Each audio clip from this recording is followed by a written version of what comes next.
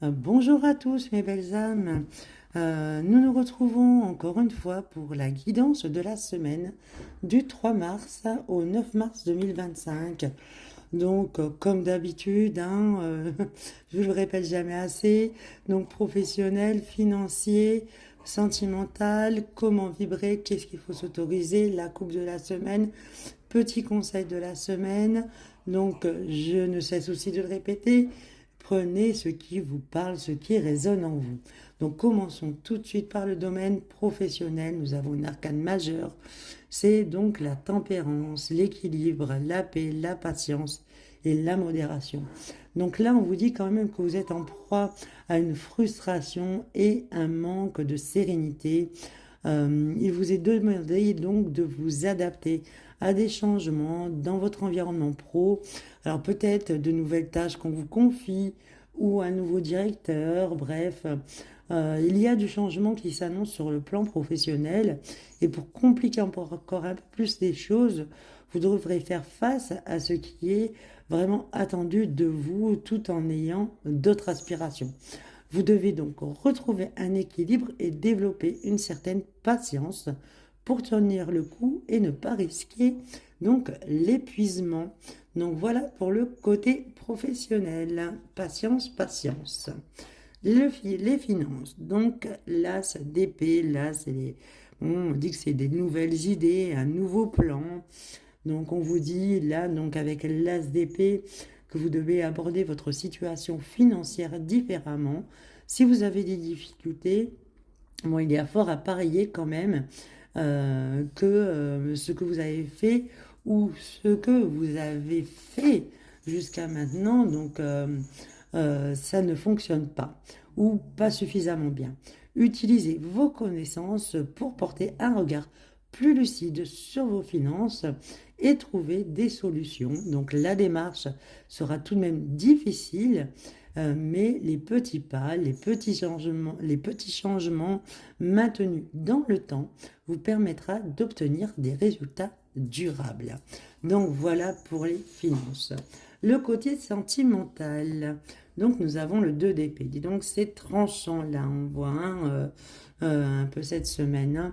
Donc là, on vous dit sur le plan sentimental, il est inutile d'essayer de prendre une décision de façon rationnelle, car en amour, rien n'est vraiment rationnel en fait.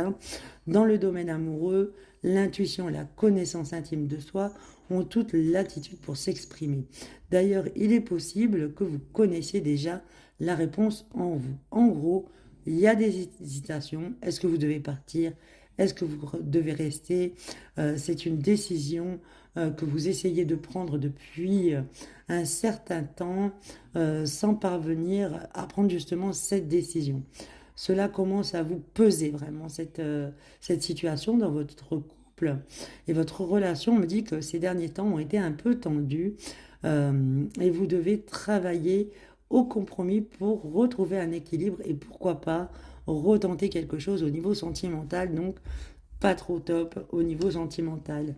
Voilà. Donc les vibrations donc de la semaine change ton regard. Donc vous voyez les choses, on vous dit là sur cette carte sous un seul angle et cela conditionne tous vos perceptions de certaines situations.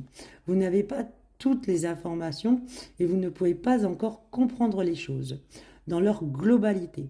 Donc prenez du recul et changez votre regard. La vérité est tout autre. Au-delà des apparences, euh, elle est vraiment, enfin, vraiment la réalité est tout autre par rapport à les apparences. Donc votre intuition vous permettra de prendre le bon chemin. Euh, voilà, donc il faut quand même changer de regard. Vous êtes juste là sur donc une libération de jugement basée sur ce que vous voyez et on vous demande de voir le côté positif des choses. Voilà comment vibrer cette semaine. Quoi s'autoriser? La communication directe et douce. Donc, lorsque vous avez quelque chose sur le cœur, là, c'est ce qu'on veut vous dire, il est important de le verbaliser auprès de la personne concernée. Une fois face à la personne, restez diplomate, parlez-lui avec diplomatie.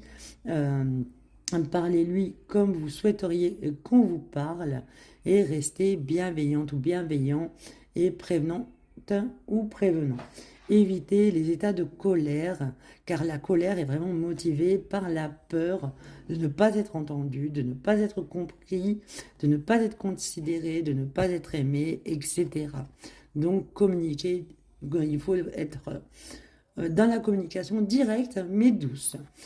La coupe de la semaine.